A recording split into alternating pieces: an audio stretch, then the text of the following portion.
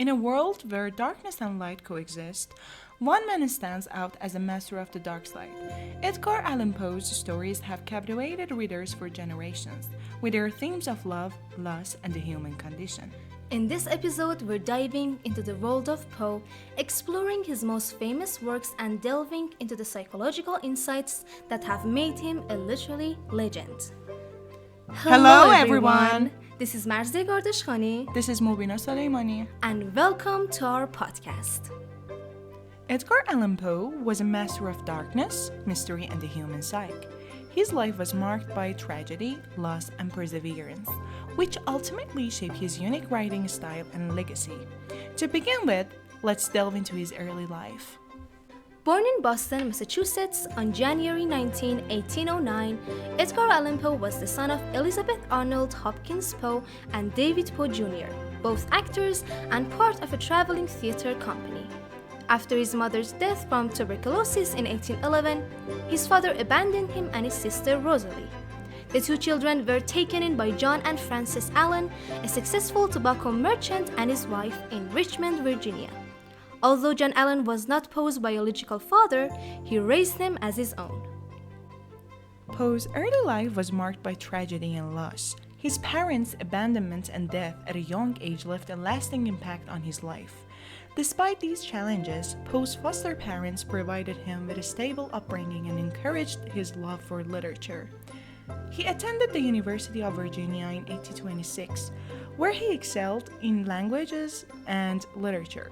However, he struggled with debt and eventually left the university without graduating. Poe's next move was to enlist in the United States Army under the pseudonym Edgar A. Perry in 1827. He served for 2 years, reaching the rank of sergeant before being discharged due to his poor health. This experience would later influence his writing style, particularly in his detective fiction stories. After his military service, Poe began his writing career in the early 1830s. He published several short stories and poems in various literary magazines, including the Southern Literary Messenger. In 1833, he became the editor of the magazine, which provided him with a steady income and a platform to promote his own work. Poe's writing style is characterized by several key elements. First, he explored themes of death, loss, and the human psyche, often using supernatural or macabre elements. Second, he frequently employed symbols to convey complex emotions and ideas. Third, he was known for his mastery of poetic forms such as the sonnet and the ballad. Fourth, he believed in the power of reason and logic to uncover truth and solve mysteries. Fifth, he was a pioneer of detective fiction and psychological thrillers. Some of Poe's most famous works include The Raven, The Telltale Heart, The Fall of the House of Usher, The Murders in the Row Morgue, and Annabel Lee. These works showcase his mastery of language, symbolism, and storytelling. His parents died when he was young, and he struggled with addiction to whiskey and other substances. He also had difficulties with his foster father, John Allan, and his brother-in-law, Nelson Poe. Despite these challenges, Poe remained dedicated to his craft and continued to produce remarkable works. Tragically, Poe's life was cut short on October 7, 1849, at the age of 40. The exact circumstances of this death are still debated among scholars. Some believe that Poe was murdered by a rival writer or someone who sought to silence him.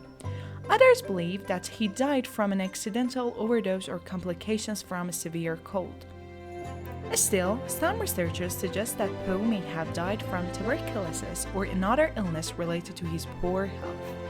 After his death, Poe's work gained popularity, and he became known as the father of detective fiction. His legacy has endured for centuries, inspiring countless writers, artists, and also musicians. Poe's impact on literature is immense. His stories like The Murders in the Row Morgue laid the foundation for modern detective fiction. His works like The Fall of the House of Usher helped establish the Gothic horror genre. His use of symbolism has influenced generations of writers and artists, and his poems like The Raven are still widely read and admired today. The Fall of the House of Usher, An Old House and Its Secrets, It is one of the most widely read of Poe's stories. The narrator receives a desperate letter from a boyhood friend requesting that he come to see him. The friend, a Mr. Roderick Usher, lives in a very old mansion out near a swamp.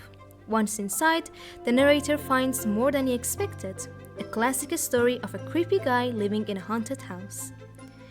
The room in which I found myself was very large and lofty. The windows were long, narrow, and pointed, and at so vast a distance from the black oaken floor as to be altogether inaccessible from within. The Murders in the Rue Morgue, a detective story. Poe invented the detective story with this tale. The main character is C. Auguste Dupin, a sleuth that solves crimes by deduction. Two women have been brutally murdered, and it appears there was no way in or out of the room where the murders took place. How does Dupin figure it out? Who killed the women? A reporter asked Sir Arthur Conan Doyle in 1894 if he had been influenced by the work of Edgar Allan Poe. The creator of Sherlock Holmes replied, "Oh, immensely. His detective is the best detective in fiction." The Telltale Heart, A Murderer's Guilt. The narrator of this story tells you his perfect plan to kill an old man, then takes you through the process of doing it. He might get away with it too, except he starts hearing things. I kept quiet still and said nothing. For a whole hour I did not move a muscle, and in the meantime I did not hear him lie down. He was still sitting up in the bed listening, just as I have done, night after night, hearkening to the death watches in the wall. The Raven. The story is about a narrator who is mourning the loss of his beloved Lenore. He is trying to distract himself from his grief by reading old books, but is suddenly interrupted by a mysterious knocking at the door. Despite being unsure of what it is, he opens the door and finds no one there. The knocking continues, this time coming from the window, and the Raven enters the room. The narrator is initially relieved by the bird's presence, but becomes shocked and disturbed when the Raven speaks to him, saying nevermore in response to his questions. The narrator tries to make sense of the Raven's word, but becomes increasingly unsettled and angry as he realizes that the bird's answers are ominous and unyielding.